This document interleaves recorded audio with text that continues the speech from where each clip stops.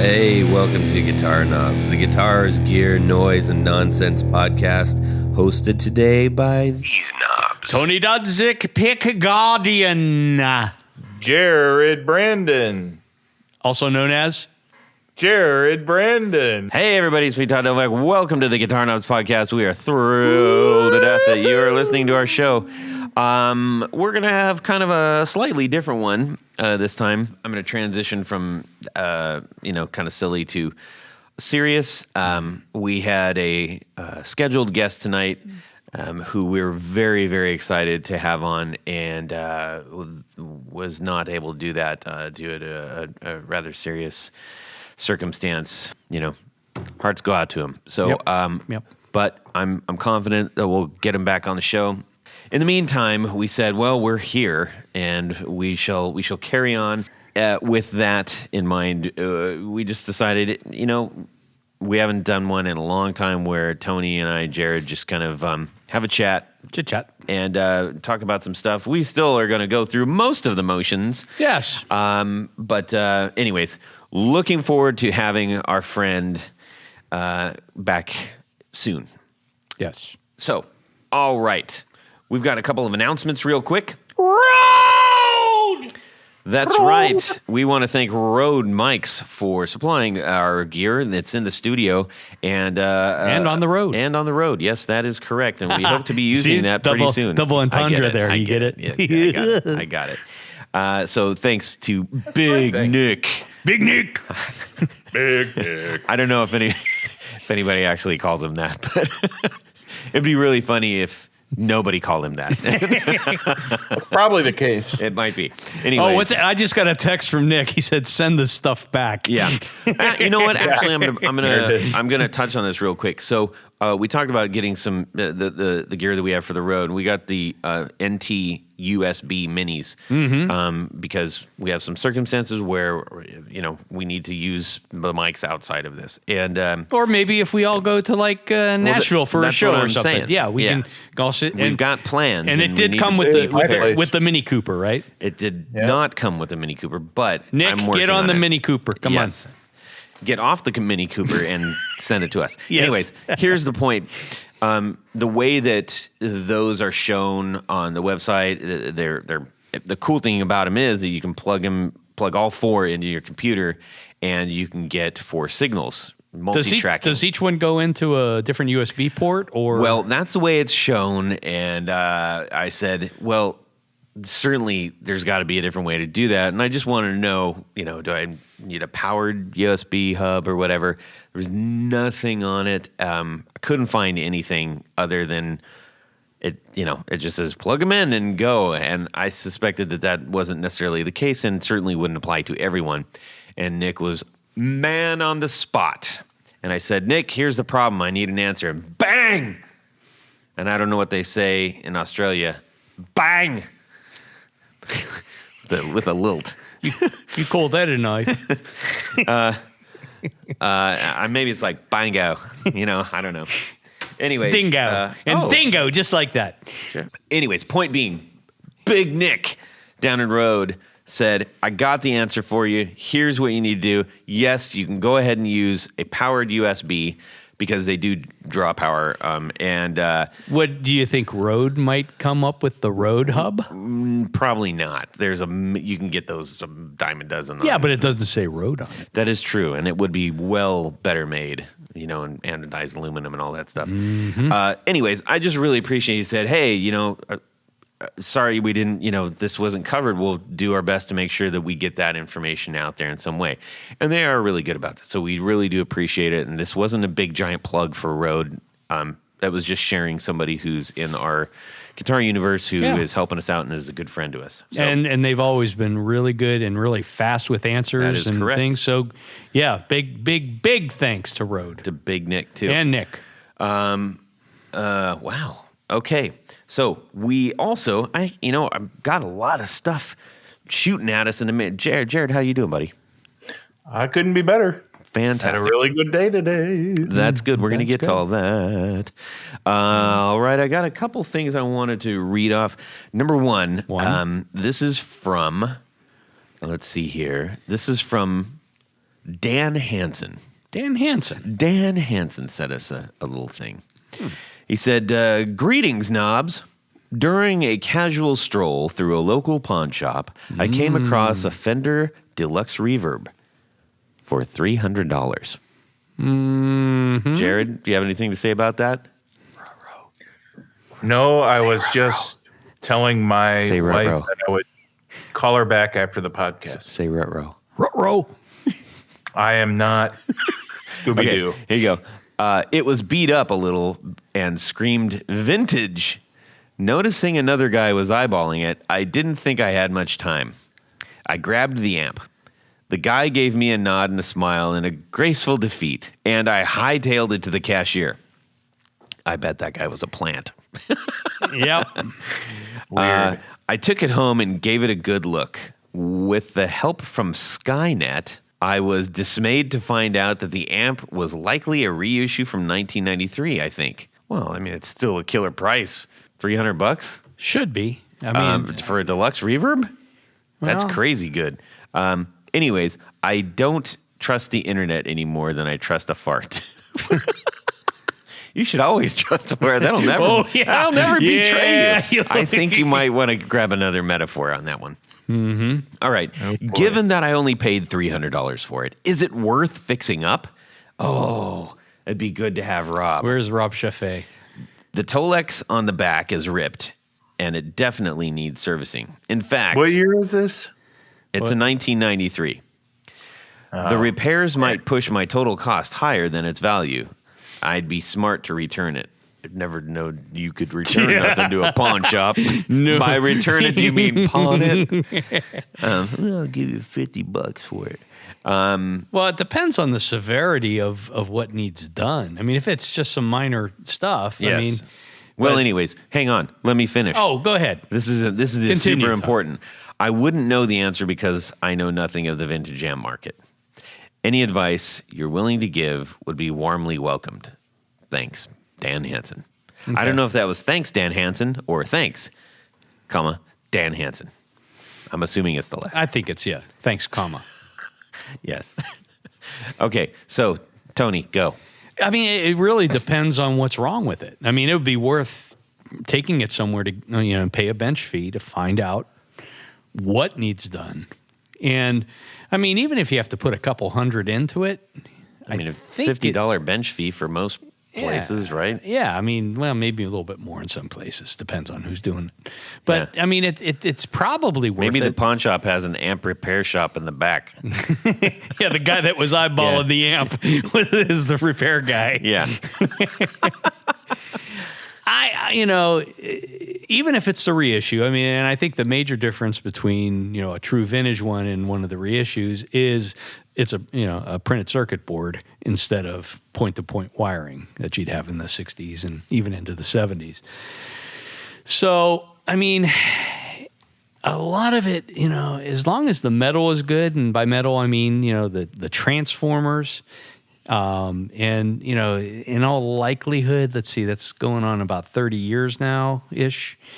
So, I mean, the filter caps could be going, it's hard to say. I mean, sometimes they work a long time, sometimes they don't.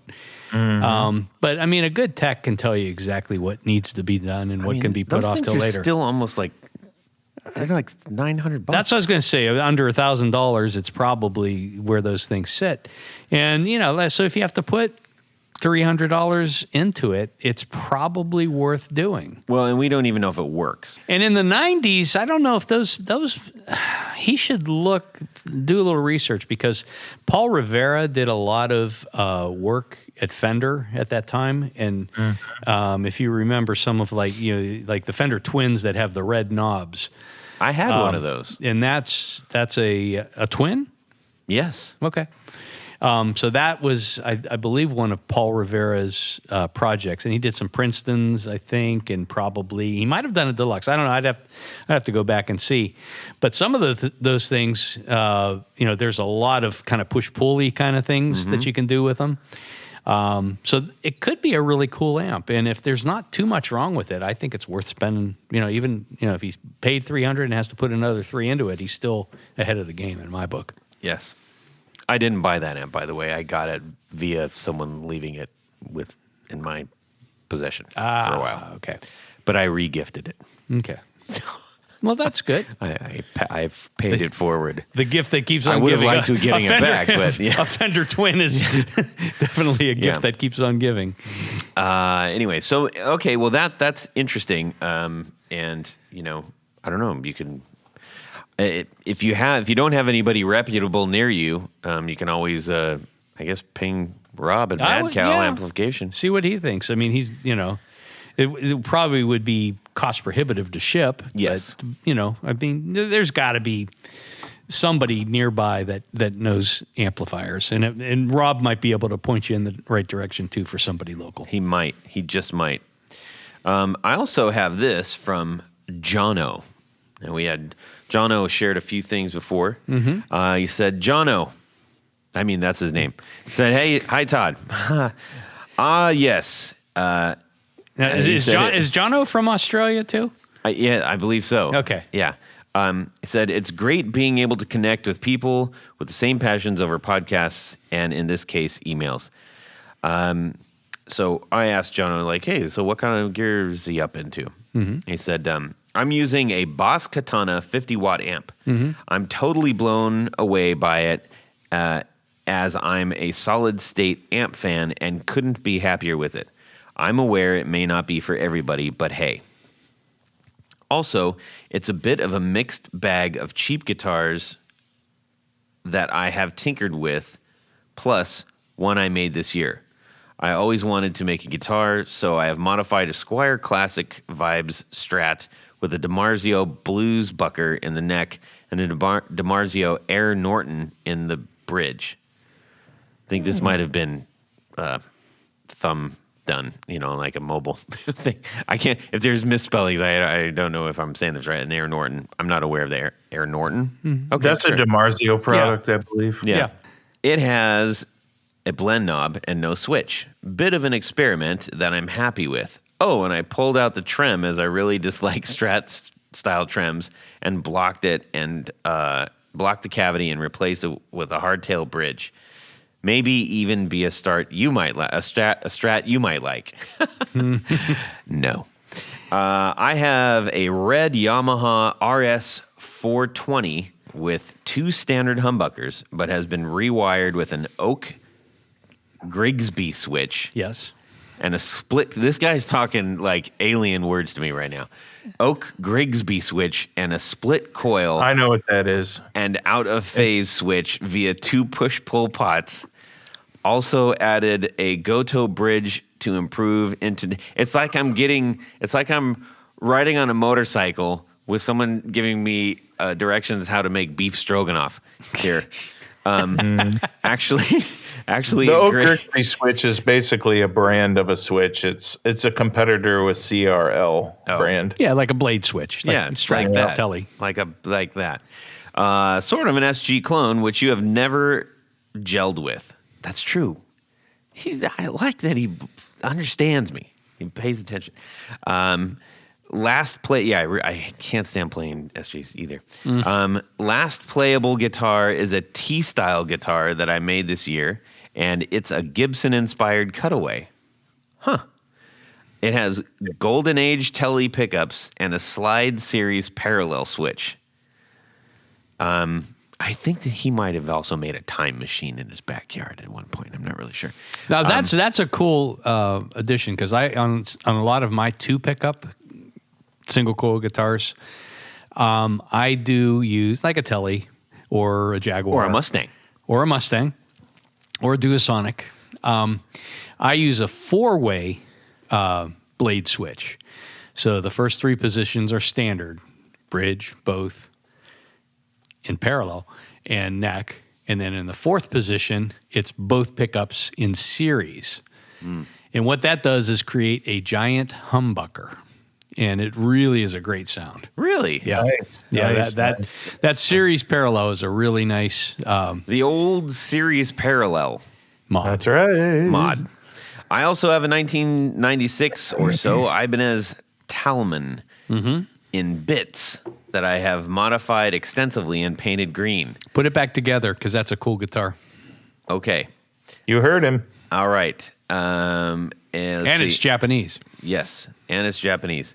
It will hopefully be back together again soon. Oh, he answered you right there. He listens. I like a man who listens. I know. It has 2 DiMarzio Blues Buckers. They're probably my favorite pickup at the moment.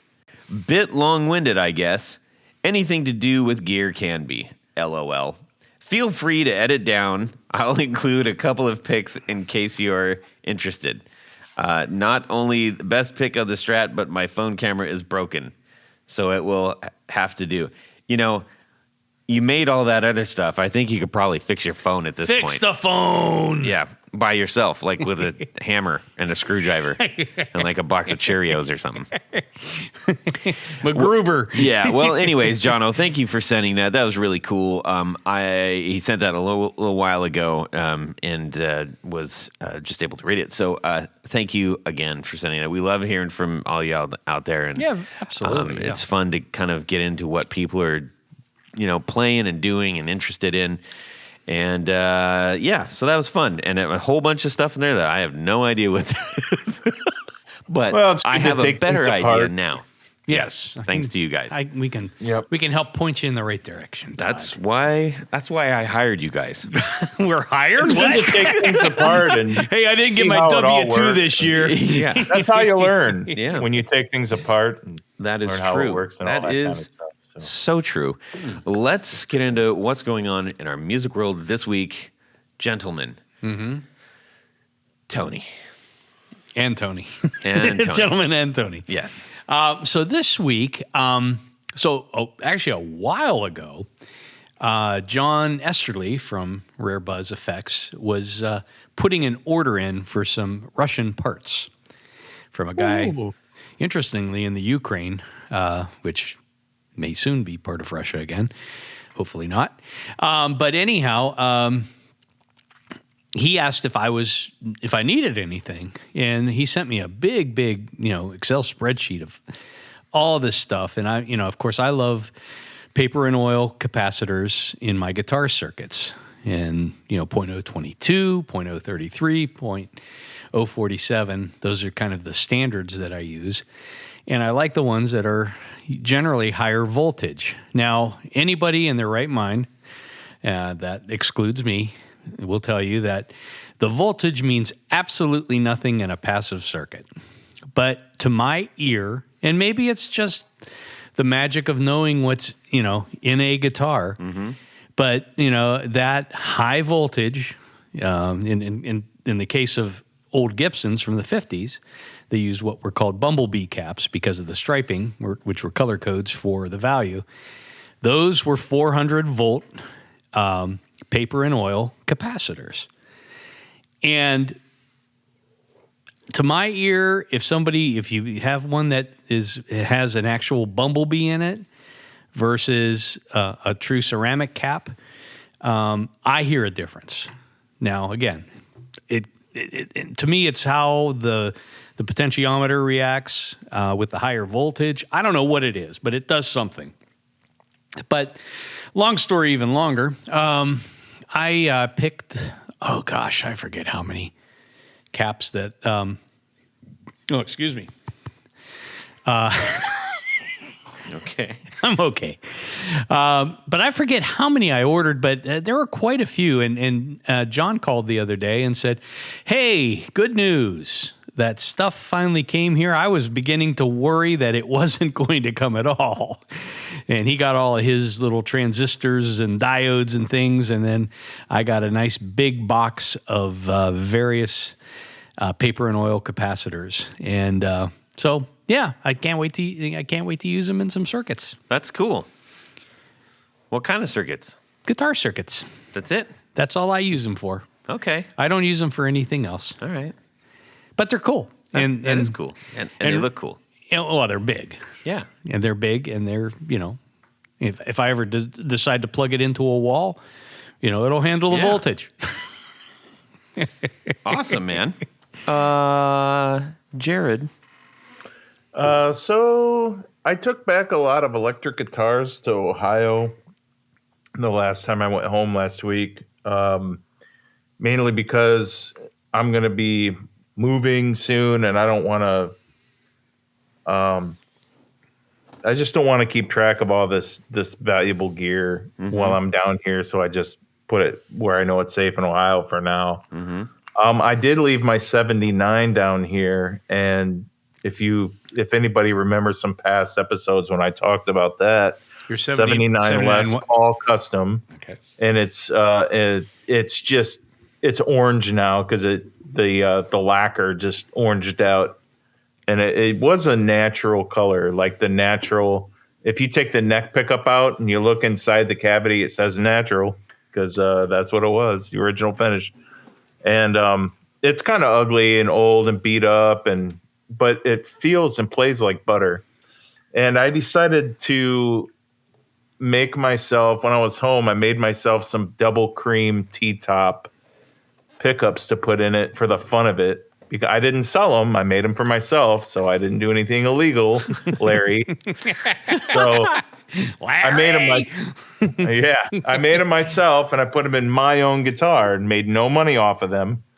And I made them special for me because there's probably my last pair of those that I make for myself ever. And unless we add a product to Gibson, which that's cool.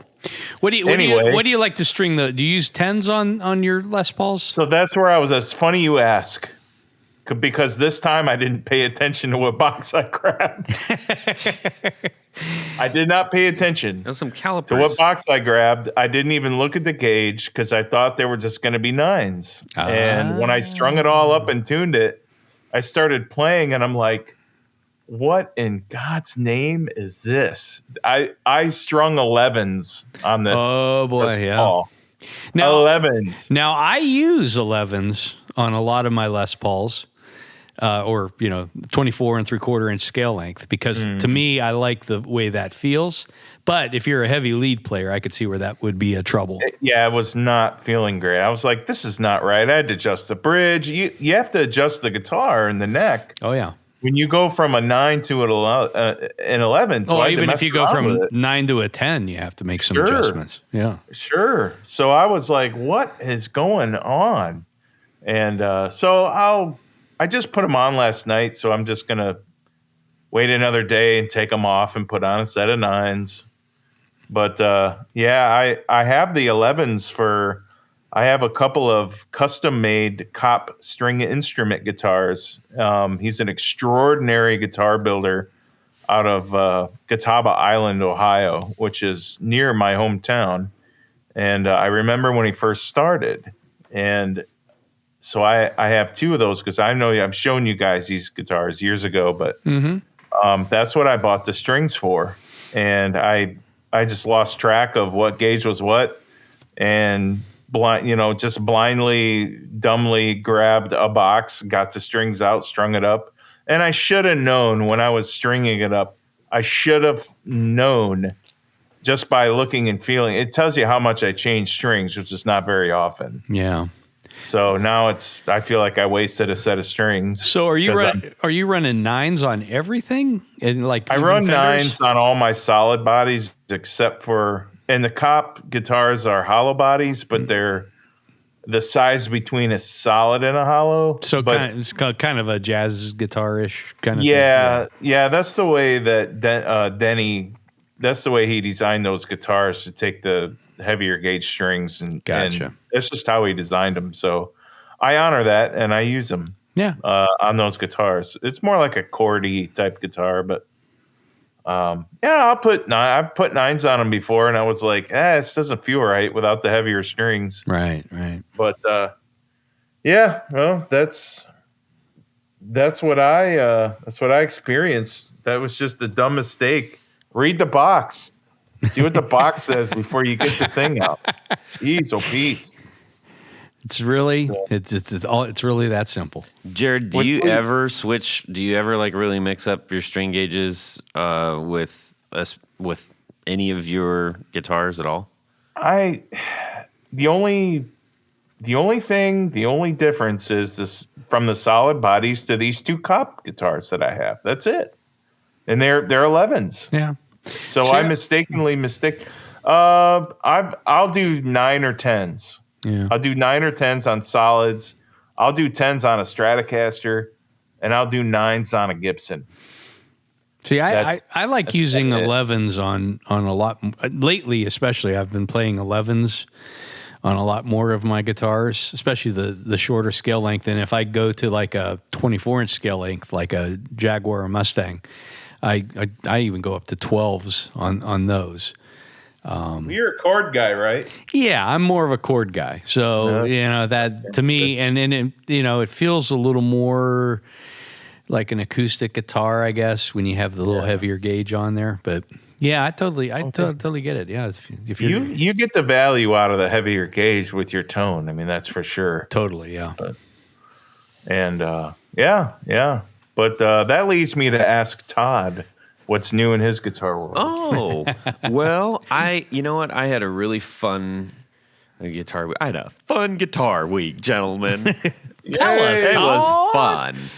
Well, remember when I said that I went down to music go round to look at the basses Yes. for my daughter and stuff? Yeah, I remember that. On the way out, we stopped in the section, the acoustic section. Now, I'm not like an anti-acoustic guy or anything. I've got a couple of them that I used for the Johnny Cash tribute band. Mm-hmm. I remember her.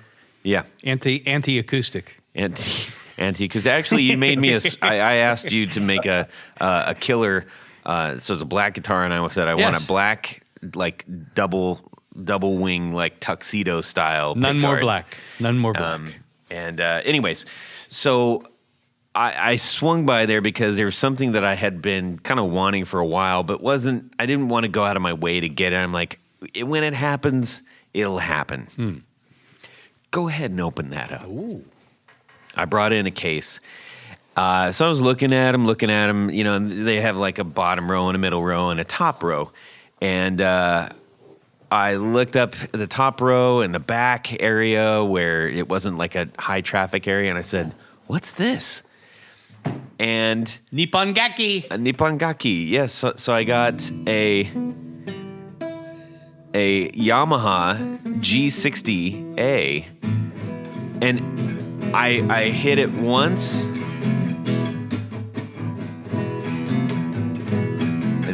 It sounds great. It's like super warm. Maybe there it does. Okay, anyways, stop.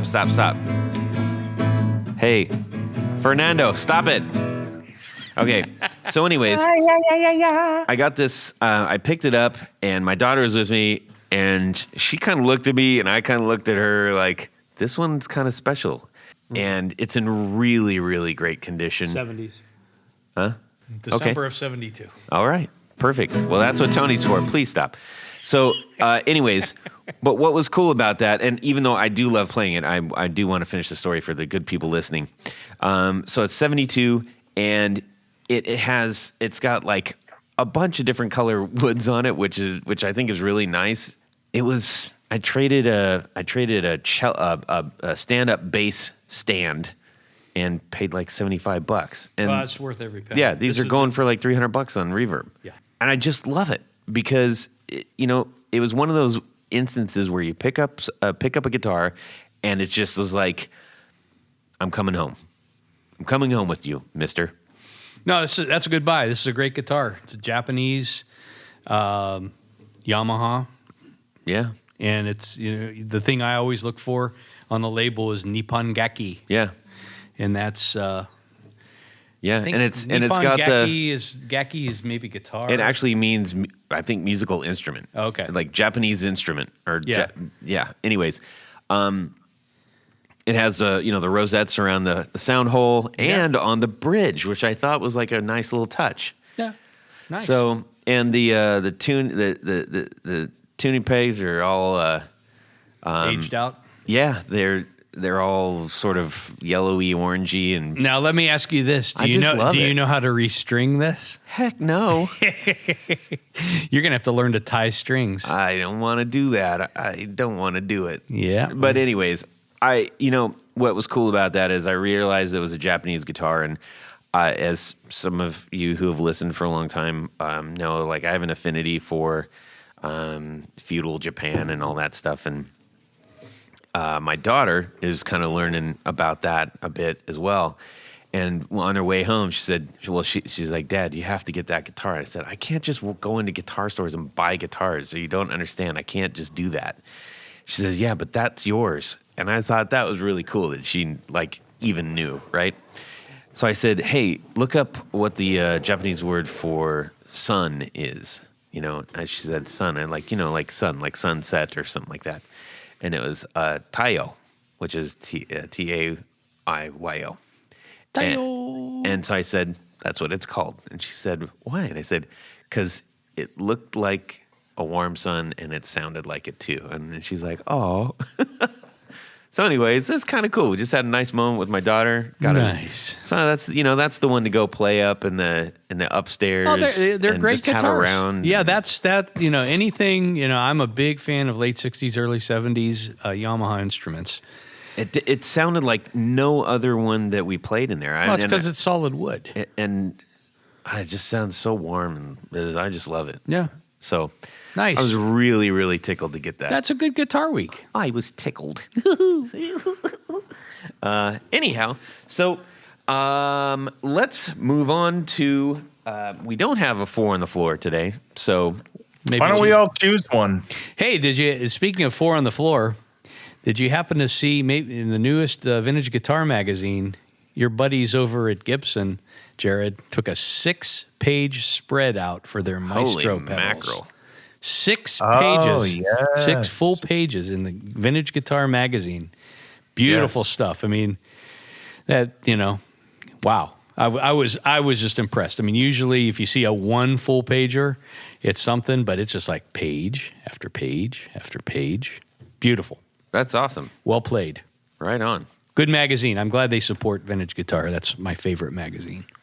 No, I do have all those Maestro pedals. It took me a bit to get them because they wanted us employees to wait and give the people general of the public earth. a chance, to buy them before we had them in our hands. So I waited a little while and I finally got mine. And each pedal has its own character. They have a great use. I think I have this. I have the chorus on all the time, and the delay is old school. I really like that. There's a lot of different switches and modes. I think they're a great competitive product. I really like the Maestro. And one of my favorite thing when you turn it on, the 3-color, like the horns, they light up, and there's 3 colors. Tricolore. It's like Christmas time when you light those things up. They're pretty badass. So Yeah. there you go. Buy you some Maestro pedals. The fuzz is great too if you're a fuzz guy. That's good. Nice. Like Oh that. yeah. I like that. Yep.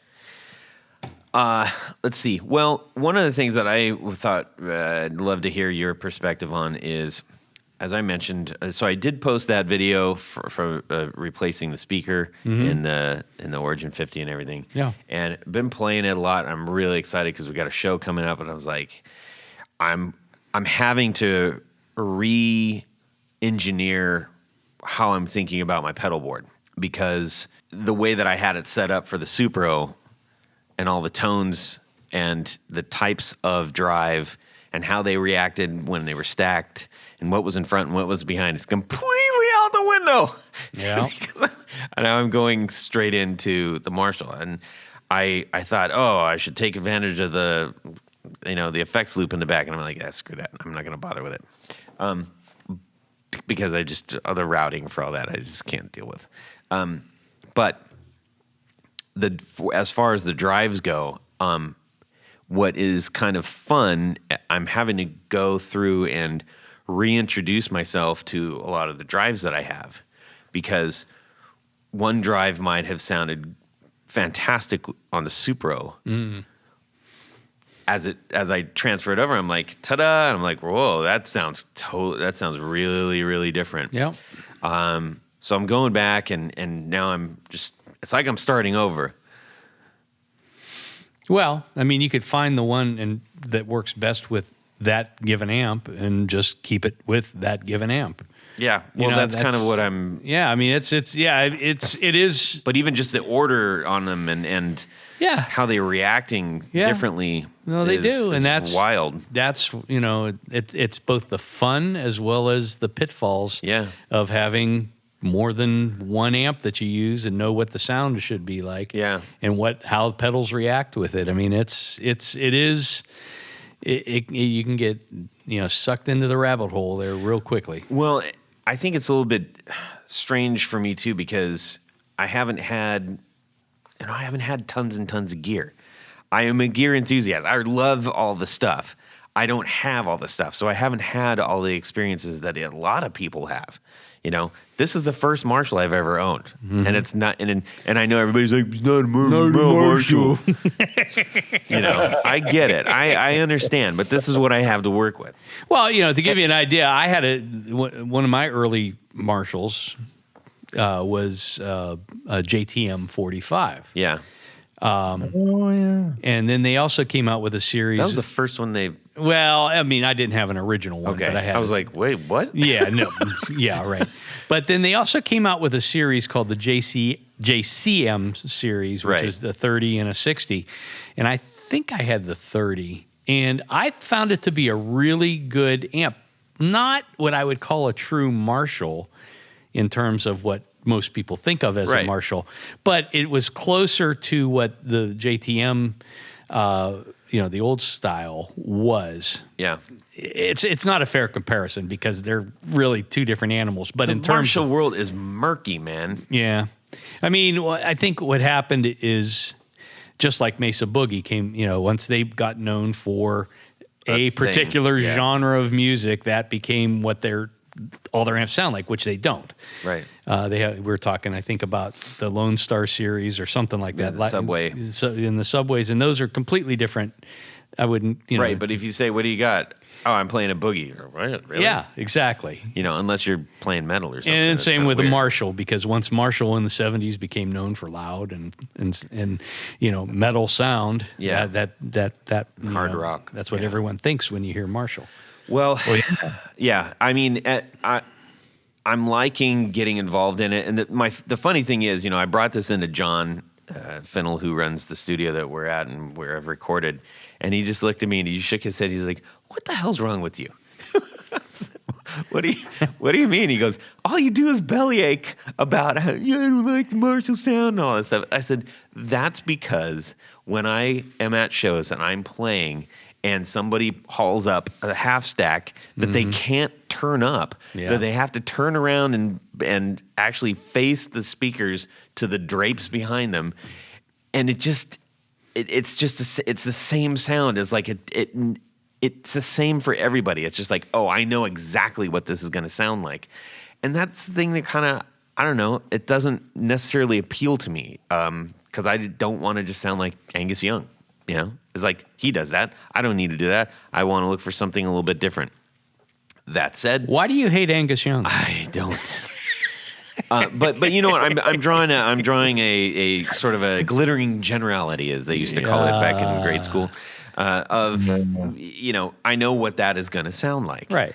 And I don't know. I've always been more intrigued with going, how can I find something to differentiate myself in a way that isn't like, completely out of the world radical or something? It's just like, you've got something different. As I told Rob, maybe you should switch to keyboards.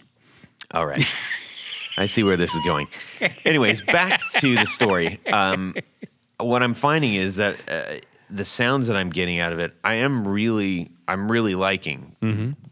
Maybe because I'm not setting it or playing it like a typical, typical half stack that everybody drags around. Yeah, it's a different Marshall. I mean, it's more of a, dare I say, I don't want to say a Fender-y sound, but it's definitely meant to have more clean headroom. It's more of a vintage style. And truth be told, I think Jim Marshall, as did a lot of amp builders at the time, took a lot of the basic, blueprints, schematics for a lot of Fender amps, and converted them over, made some changes and to get a little bit different sound. But I mean, they all come from the same, schematic at some point. Yeah. But they're, give me a JCM 800 or a super lead or a super bass, and I'm a happy boy. Yeah. Well, I hope to expand my. Now, I'm not going to go down the normal route, but I'm going to keep my eye out for some other ones. I know that some of the smaller heads with like the vertical 212 cabs. Mm-hmm. I'd be interested in checking something like that out as well. But for right now, I'm exploring this, and I just thought it was really cool to be like, wow, I get to do all the fun things that I like to do kind of all over again. Yeah. And especially with particular songs, I'm like, oh, wow, I can kind of make this sound a little bit more like this, and I can switch up the guitars on this one. So it's really just kind of tossing the proverbial audio salad there, which is kind of fun. Nice. And the reason for bringing that up was I know that you guys have opinions and you have an awful lot of experience, and Jared owns, at least a quarter share in Marshall. So I do have a lot, and I'm looking to downsize. Maybe we could talk.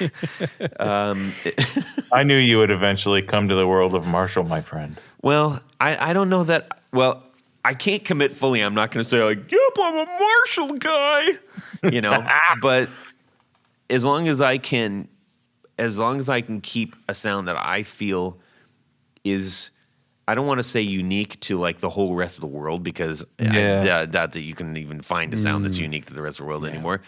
But at least to my ears, that I'm like, okay, I've got my own twist on what this actually sounds like. Mm-hmm. Then I'll keep pursuing all this stuff. At the end of the day, it's what comes off record, man. That's your end goal. Yeah. So.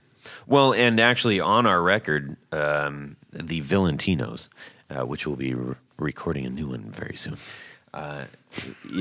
He was using what's the one he has out there? He's got the old one. The JMP, the 73. Yeah.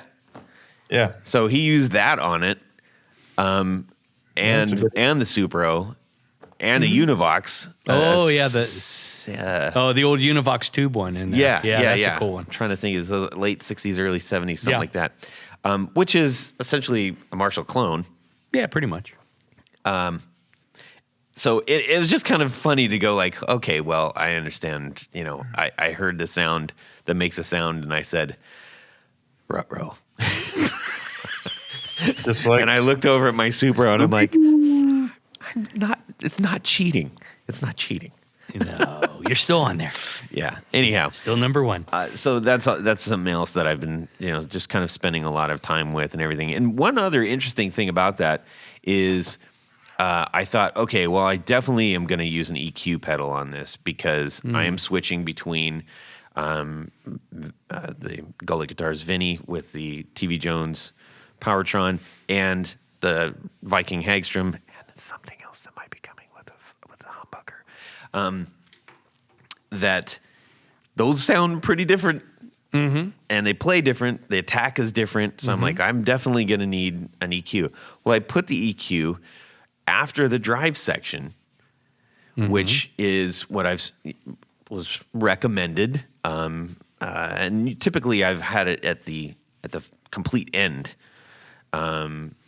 So as I mentioned before, I was, watching the signal path thing, and I thought I was just really interesting, and I really enjoy how he explains things. So, anyways, Mason Mandrell from Vertex Effects, as well as he does the Rig Doctor, and that's where he was putting the EQ pedal. Mm-hmm. So I said, well, okay, I'll just stick it in there. Boy, oh boy, that sounded like absolute runny dog droppings. It was awful sounding. I like that sound. Runny dog droppings, yes. I thought, well, what am I doing wrong here? Because this doesn't make any sense. And I was like, I just pulled it off the board. I'm like, there's no way I'm keeping it there. Mm-hmm. So now I'm going to try to run it at the front and see what happens there. Did you try it in the effects loop? No, because I'm not doing the effects loop. Okay. But I mean, the effects loop is a good place to put an EQ pedal. I have a question though. no, I talked to John Fennell. He said, dude, right, you got to run that at the front. I'm like, all right. I'm just listening to people who I trust with good advice, and I'll see what sticks. Mm-hmm. Except for your advice. No, I'm just kidding. Try it. Try it in the. I mean, I know it's extra cabling and stuff you have to run, but it's good for tonal control of each amp. How long will you? Well, I'm not running it between. This? I'm not running it between both of them. I understand. Yeah. But I mean, Do you want to stop? Do you want me to stop talking about it, Jared? No. But I was like, I was thinking it for a minute. I'm like, are we still on the thing of the week? About? No, it's not the thing of the week. We just started talking. We're just shooting the breeze. Yeah, baby. we were shooting the breeze, we did baby. the deconstructed four on the floor. Yeah, the one. Oh, we're still on that. I'm sorry. No, we're just talking. We're just chatting. Oh, yeah. All right. Chitter chatter. Did you go make your chicken? No, I'm gonna show you two respect and not eat on the podcast. Oh, that's sweet. That's how much I love What about you the guys. rest of the folks that are listening? Yeah. Don't you respect them? Say yes. Say yes. I live for them.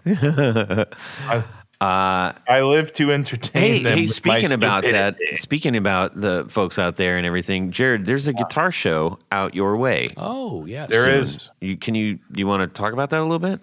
It's a giant, and I don't have the date in front of me. Did I say March 26th? I think it's 26th and 27th. March. Yeah, 26th and it's a 27th? Saturday and a Sunday, and it's just south of Nashville. You may as well say Nashville. It's around Franklin area. It's where all the famous Nashvillians live, the musicians and stuff. Giant guitar show. The Amigo guitar shows. It's a biggie. They put on giant shows, tons of gear, tons of vintage gear, and you may run into some famous folks because Well, it's Nashville. we're in Nashville. I mean, there's always. So check this. This is so cool. My boss and I, Jason, we went to this really good taco place I found near the shops, and when we got there, he says, "Oh my gosh, my buddy Gabe has a guitar store like right over." He pointed, and it was a stone's throw away. So after we ate some delicious tacos, and we're going there the next time you guys come down. Awesome. We went to this small guitar shop, and it was weird. It was you go in this parking lot, and there's like a small loop. It's not a cul-de-sac, but it's a small loop, and there's these small homes, but they were all converted into businesses. So this Gabe fella, I believe his history is he had a guitar shop in Florida, and then he came up and worked for Gibson, and then he I don't know why he's not with Gibson anymore. He's separated from Gibson, and he owns a guitar store there, but he's got everything in there. He's got a great little store. He's got a 5-string Les Paul. He's got some really cool bass guitars and some that I've never seen before. He has Gibson 12 strings. He's got Martins. He's got the family of Martin guitars you want to see if you're a bluegrass player. I mean, it's a great, and I thought we were done looking, right? And then he said, "Oh, hey, you guys go upstairs." And Jason's like, "Oh yeah, upstairs." Way more guitars up there. It was a dream. You know? And we got to talking, and I guess when Slash comes to town, he goes into that little tiny nook of a guitar shop and checks stuff out. It's kind of around the corner from the Gibson crafteries anyway. So Slash will go over there. Might be a good place to bring your Marshalls into then. Well, yeah, maybe, but I'm hoping that somebody will pay me better than dealer for those. Yeah. Yeah. Well, you got some goodies there, so. Yeah, I got some good stuff, but I'm surprised I didn't bring that up for the thing in my guitar week, because that That's a pretty awesome little store. And he also said, "Hey man, have you ever heard of Tom Holmes?" Tom Holmes builds pickups for the owner of the small guitar shop, Gabe. Gabe said, "Hey, wait a minute, I got this big box for you." He brings out this box and he gets these pickups out, and I'm like, "Oh yeah, Tom Holmes." And great pickups, man. Did you great say it like that? Tom Holmes, yeah. Oh yeah, Tom Holmes. I did. He said, "Dude, you got to call Tom Holmes up." I'm like, out of the blue for no reason. He's like, "Yeah, he loves to fish. He's a super nice guy. And every time I order like 10 pickups from him, he takes a trip down to Florida and goes fishing." Because he charges a lot for his pickups because he can. But Nice. But yeah, I guess Tom Holmes knew Henry Jukowitz, the owner of Gibson, the previous owner of Gibson. Mm-hmm. And I think Tom was one of the people that helped move some of the equipment from Kalamazoo to Nashville. That's what Gabe said, so I could be wrong.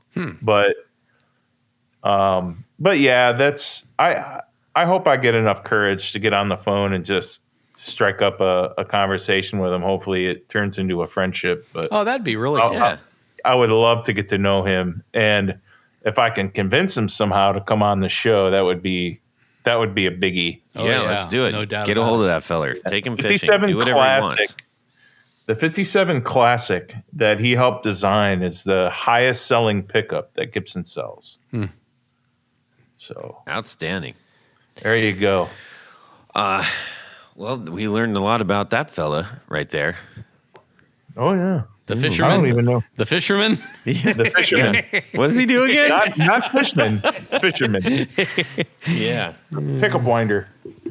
Tony, do you have any exciting guitars that you've purchased that you're waiting to come, or any specific projects that you're trying to knock out right now? I mean, we've already kind of talked about a couple things. One that came in that was a little disappointing is I found a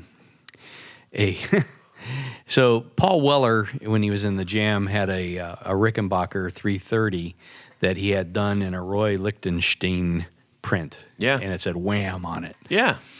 Well, there was a seller in China that was making replicas of that, and overall, it wasn't bad.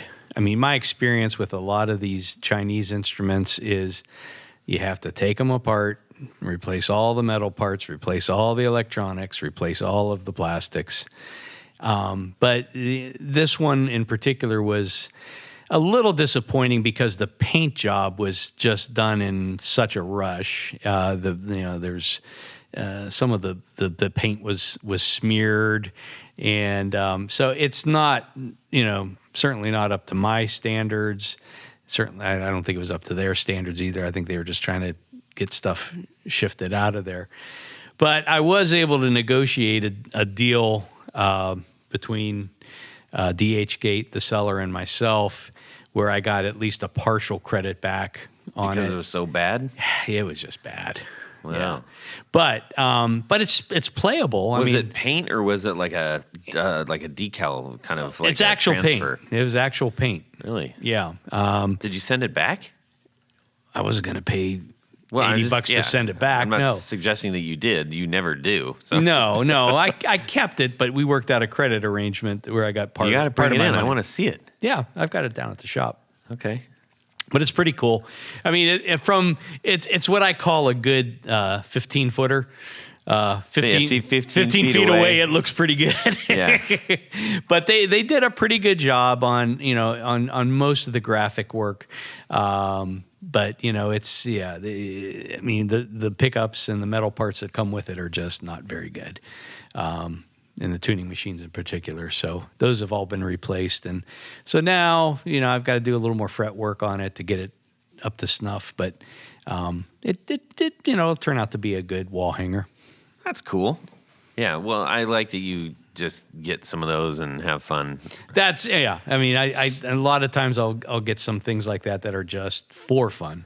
I tell you what, it's really hard now to look at a lot of things on like eBay and elsewhere, because if you type in something and you're like, surely I'm going to see a bunch of things that I know, it turns into just a billion guitars from China. Yeah, you can put a filter in that it's only North America or U.S. When you do your searches. Yeah, but even so, that some of that stuff still sneaks through. But then I can't shake my fist at it. Yeah, well, Get out of here! Get off my yard! Get off my yard! So that was kind of the most recent thing, and I mean I've got a couple of things in the works. I think we talked about I'm doing a refinish on a real 1969 Fender Custom for Carl from Car Sickness. This is his original guitar. Right. That I made a replica of his guitar for him. Right. And he wanted his old one kind of restored, brought back to life kind of thing. So that's been that's in the works. And then I've got the Meteora project that we had talked about. Right. That I'm having one of those. So my buddy Pat Murray from Coop Guitars up in Youngstown is handling the finish work on that for me. Fun. So there you go. That's what I got cooking. Fun. Well, gentlemen, since it is late in the time, yes, and this was a little bit of a different one, I think we should scoot on over in the El Camino and drive by and just honk at Jared, sit outside until does our El Camino lift and drop? No, it doesn't. Oh, it's an old beater. That's a shame. It should do. Maybe the Mini that we get for the Mini. Yes, we can put that in the road back. System. We can have it do the wobbly thing that those cars do. The wobbly thing. So That's we'll drive by and just lay on the horn until old man Jared comes running out and shakes his fist, and then we'll take off. But I don't know what that has to do with anything. Jared, you have a would you rather, I do believe. Ladies and gentlemen, it's come to the point of the show where we play a little game. Get out of your Camino, because it's time for Would You Rather. Good old Bob Crouch sent us this Would You Rather, and it goes a little something like this. You have the option of a vintage guitar husk. No parts, no pickups, none of that. But you can only use new parts to complete. So, you get the neck and the body of a Gibson or Fender, but you don't get any, you have to get all new parts. Yeah. But the bodies are vintage. Yeah. This is going to be a good one, I could tell. Yeah. You can have a newly built guitar, but you have to complete it using vintage components, pickups, hardware, etc. Which do you choose? That's a really tough question for Shall we read no one, apparently, because I'm getting waved off. Like, no, that's too easy. Bob has a choice. Let's see what he says at the end. We'll read his last. You want to do his last? Yeah, we'll do his last. Okay, thanks for giving us a choice, dude. Yeah. Tony, so vintage guitar husk, only new parts, or new parts. guitar, vintage parts? Yeah. Well, it's very easy for me because I've gosh, I forget how many projects I've done, but I do buy old husks, stripped guitars, bodies, necks and bodies, whatever. And I don't really have a problem with putting new parts on things as long as you don't have to make major modifications. But for instance, I've rebuilt a number of guilds, which a lot of their newer modern parts, even import parts, actually fit the old necks and bodies. Right. Same with Gibsons. I mean, there's a lot of bits and pieces that you can put, and Gibson really set the standard for things like tuning machines and pickups and controls and different things like that. So I have absolutely no problem, and qualms. I have no qualms about it. I would, I mean, between the two choices, to me, that vintage, broken in feel, the vibe, the wood. I mean, it's completely different than something that just came off the line, a few weeks ago. Yeah. So I'll take the old neck and body and pop on new parts. Again, with the caveat, as long as you don't have to make major modifications to the instrument. Like what? Well, I mean, like, let's just say, Routing. Probably gonna be a whole bunch of new holes in there. yeah, I would not. More routing. Yeah, I mean, it's gotten to a point now. Back in the day, back in the '80s, when you needed to replace thing, there were no replacement parts. So you ended up with, like, for instance, tuning machines. You'd have, a cheese board on or Swiss cheese headstock from all the screw holes that were up there. Yeah. Yeah. But now it's very easy to find replacement cloisons that are direct drop-ins. That's great. And on that note, I will say one of the things that I was telling Jared, I was watching a lot of shows that Gibson TV's put up, which they're doing a really good job of, as well as other sort of like collectors and people who are like, hey, here's my guitar collection, yada yada yada. And these are people that have put a lot of stock into their stuff, and oftentimes they're like, hey, the back of the headstock, it looks like a pin cushion. It's like, yeah, so what? It still plays. It's awesome. I love this guitar. I think it's easy for us to maybe think, I can't mess this up. I'm going to lose value if I put better things on it. But it's there to play. And if you like it and it plays better, that's good. I mean, I love player-grade instruments. Yeah. I'm not, Yeah. I mean, I'm a collector, but I don't collect pristine examples because, in my opinion, a lot of times the pristine examples don't sound and play and feel as good as a well broken in instrument. Mm-hmm. I mean, I have no qualms about even headstock breaks as long as they're fixed properly. A lot of people are, oh my God, half the value has gone away. Well, that's great. I'll take it for half price. I'm all about it. Yeah. But in terms, and in some cases, newer componentry is actually a little bit better. Yeah. In terms of build quality and things like that. So, with the possible exception of maybe pickups and things like that, sometimes vintage pickups just have kind of a life of their own and a sound of their own. But yeah, I mean, it's a no-brainer for me to do that. Okay. So good. Put me down for that one. Jared? Yeah, This did is an kind of the interesting same one thing. for you because you just did something that might go against what you may or may not say. Well, I'll tell you how I feel about it in my experience, and I have two examples of why. So I have a 1962 that mostly has original parts, but the pickups were rewound. 62. But I know even if you put aftermarket parts on it, for some reason that guitar is just simply louder than any other guitars. Is this an SG? The 62 SG. Okay. Yeah.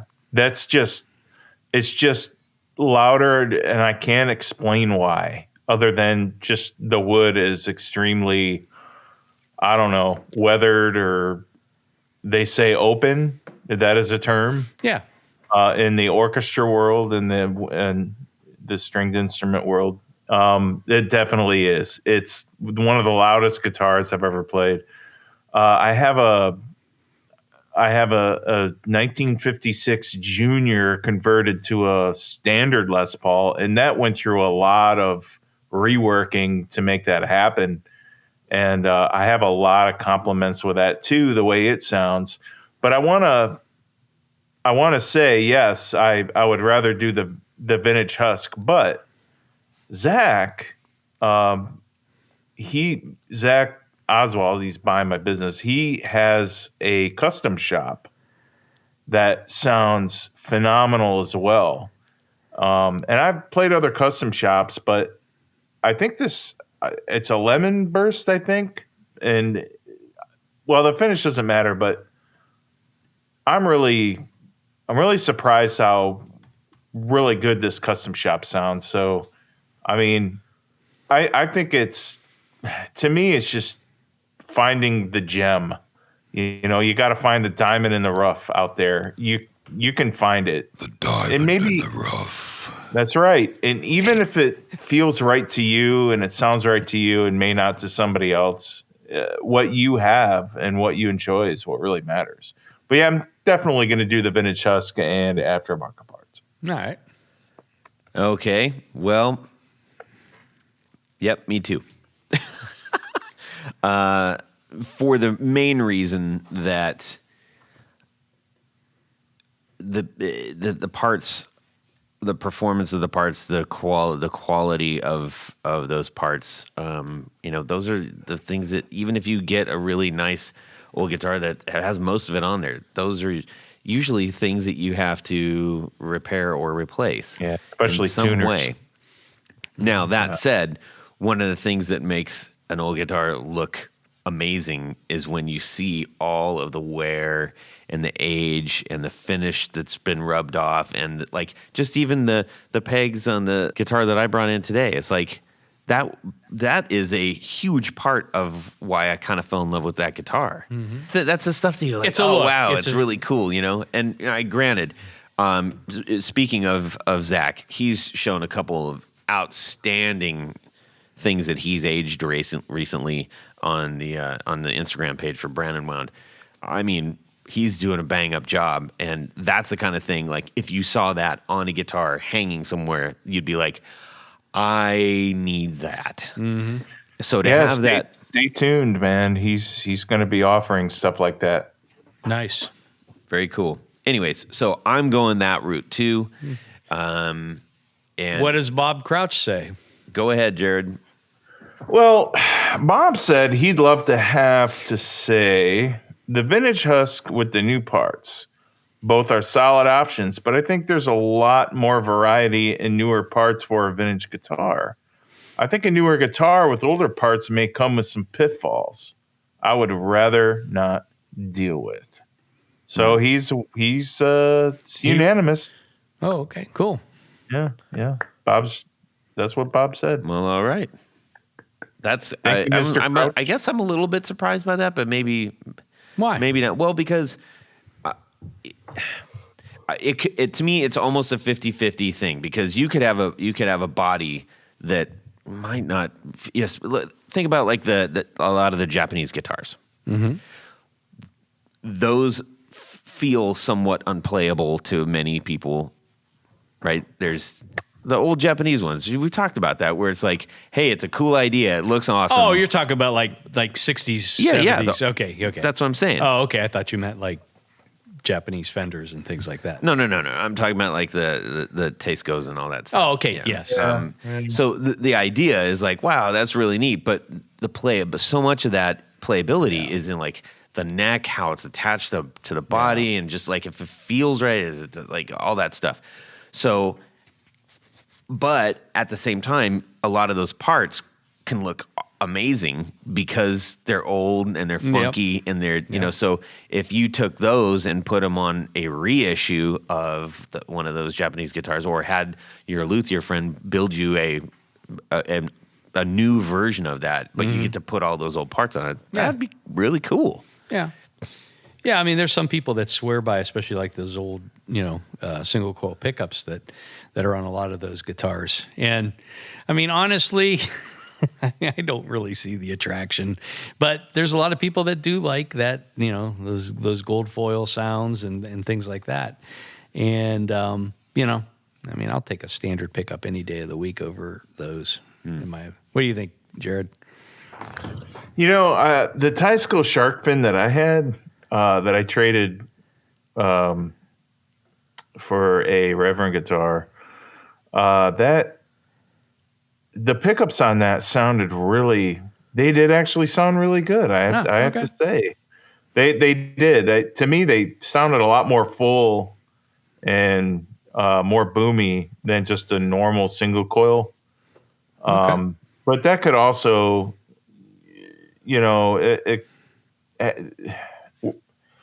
I don't know. It's because of the way the whole guitar is structured and the way the whole thing's structured. It's a little different than a Strat, all that kind of thing. So, Right.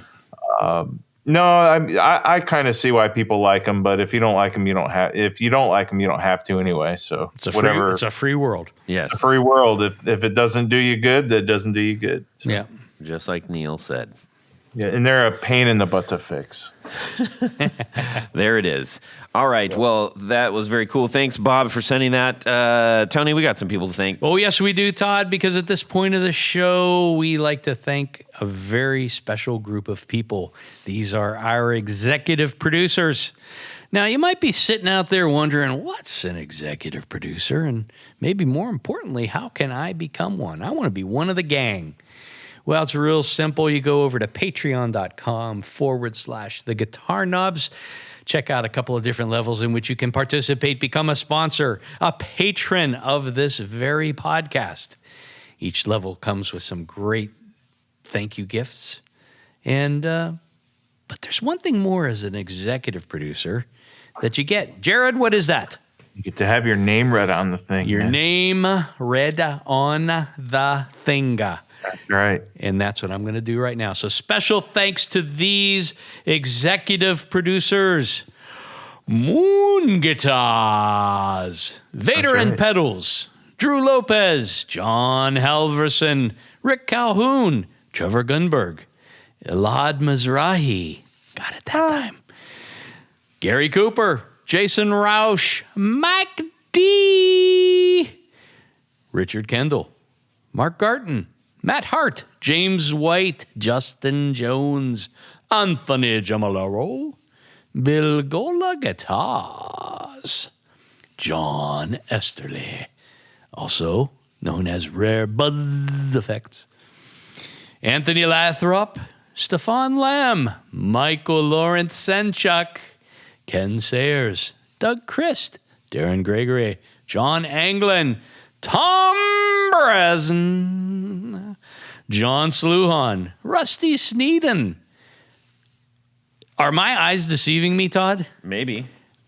I see two, count them, two new executive producers. Holy smokes. So, well, welcome aboard. We've got Ralph Gottschalk from Wonderful Audio Technology. Yes. Yes. You might have heard him from an episode or two ago. And David Poe. David Hey. Poe. Welcome aboard, guys. Thanks so much. We really appreciate it. Very, very cool indeed. Wait, Todd, there's more. Oh, Because man. in addition to the standard issue executive producers, we have the officer club, the grand poobahs, as we like to call them. That's right. These executive producers are just a little step above, and they go above and beyond the duty. That's right. The duty. it's always funny. It's never not funny. You love the word duty. Oh, yeah. So, without further ado, Uh-huh. and I must say that they must be wearing their fezzes whilst listening to the podcast. And at the same time. Orange So Crush. special thanks to these grand poobahs: Tom Amanasco, Ricardo Iguereda, David Kaminga, Brandon Wound Pickups, That's right. Hex Matos, Michio Murakishi, Bob Crouch. We just heard from Bob yeah. not long ago. That's right. Jack Cadian, Sam Jett, Tyler K.C. Rhines, LSJ Music Company, John Williams, James Pennington, Adam Johnson, Steve Keys, Cody Foster. We spoke with him earlier today. You're correct. Science of Sound, Brian Robinson, Jonathan Jerusik, also known as 12th Hour Devices, Corey Nigro, Michael Van Zant, Tim Nowak, Jonathan Daly, Martin Cliff, Sean S.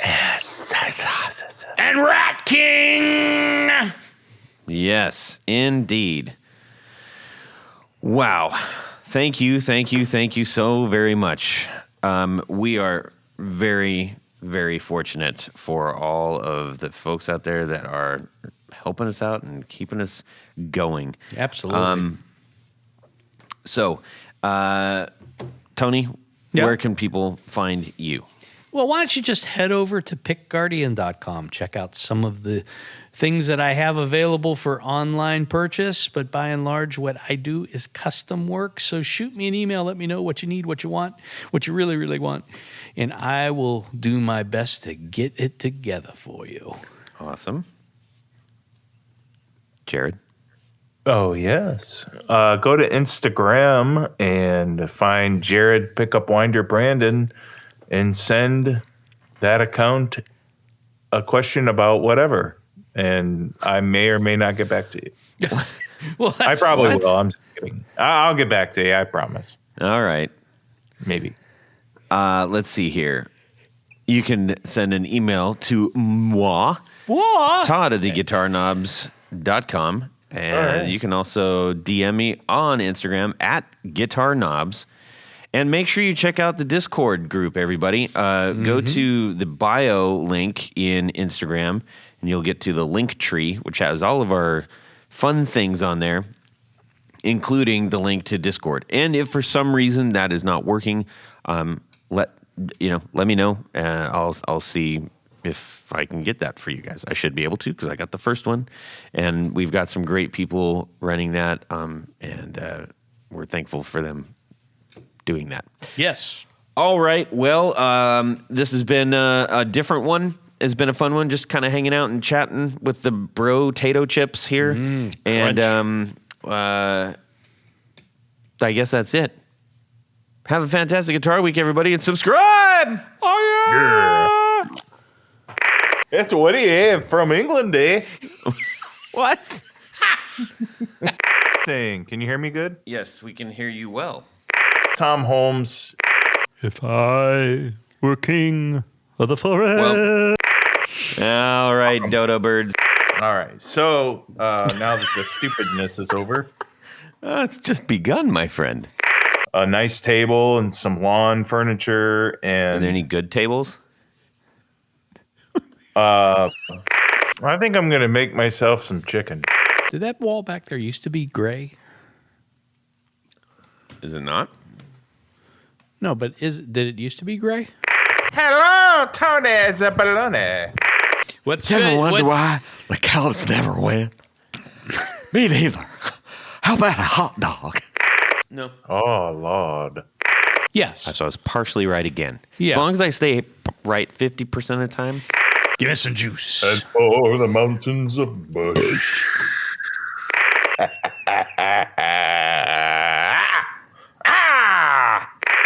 Is it the same color as the sidewalls? And it's got this mustard sauce that you dip it in. It's like three little chicken fingers. Three little chickens. Okay, it's your mouth making all the crazy squishy noises, you weirdo. That wall? The back wall. That back wall? That back wall. Behind me. Yes. Yes. Was it always gray? It was always great. Huh. What, you got something to do? You got somewhere to go? I got chicken fingers waiting. On today's podcast, we're going to discuss breeds of poodles. I don't want to pick you up from the hospital again. That's coffee. Fucking, I got another kidney stone. Did you bring enough chicken for everyone? Oh yeah, Tom Holmes. Well, that's it for these knobs. Please visit our Patreon page at patreon.com/theguitarknobs. Visit our website at theguitarknobs.com for all of our past episodes, 4 on the Floor blog, and other good stuff. You can connect with us on social too at our Facebook page and share your gear and stories on our Facebook group. Also, be sure to check out our Instagram at Guitar Knobs. Catch you next time.